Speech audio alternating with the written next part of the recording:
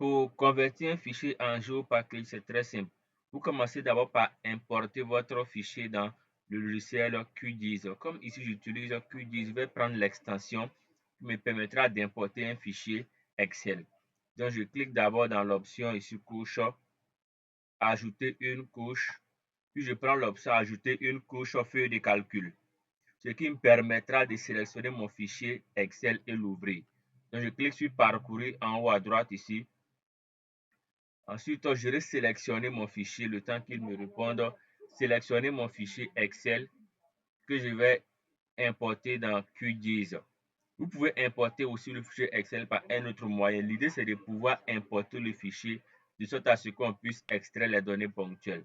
Donc, je sélectionne ici Map, qui est le fichier Excel dans lequel se trouvent mes différentes données collectées sur le terrain.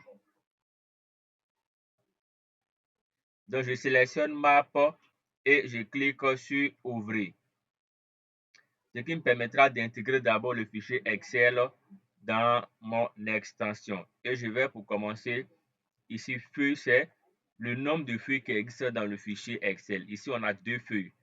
Donc, je choisis la feuille BD dans laquelle se trouvent mes données. Au niveau du nom de la couche ici, on peut, ici, si on le souhaite, enlever ça. OK. Et géométrie, je coche géométrie. Et encodage, nous laissons par défaut. Au niveau du champ, le champ X correspond à la longitude, le champ Y correspond à la latitude. Et je clique simplement sur l'option afficher les champs dans la table d'attributs. Et je choisis ici la projection qui est la WGS UTM zone 29 Nord. Je sélectionne puis je fais OK juste en bas là. Je fais OK. Et voici ma donnée qui est importante. On peut bien voir ici un ensemble de données ponctuelles.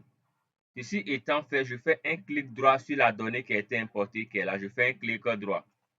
Ayant fait ce clic droit sur la donnée qui a été importée, je fais exporter. Dans exporter, il a sauvegardé les entités sous. Et dans sauvegarder les entités sous, j'ai simplement qu'à cliquer là-dessus. Et lorsque je clique sur cette option, de façon plus simple, vous avez ici une liste qui va se proposer dans laquelle au niveau de format, vous sélectionnez GeoPackage tout simplement. Format, vous avez GeoPackage qui est là, vous sélectionnez GeoPackage et nom de fichier, vous cliquez sur les 3 points là.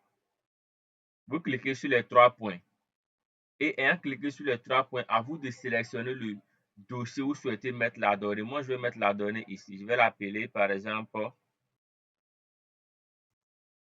je l'appelle données et je fais enregistrer. Donc, de façon très simple et très facile, vous avez le fichier qui est enregistré d'abord. Je peux effacer le nom de la couche ici qui ne m'intéresse pas. Et les autres paramètres peuvent être laissés par défaut parce qu'il va se baser sur le fichier Excel qui a été importé. Il va prendre les mêmes caractéristiques, la projection et tout ça. Je fais OK. En faisant OK de façon automatique, il me crée une nouvelle donnée qui est là, qui est appelée données, tout simplement. C'est un fichier GeoPackage.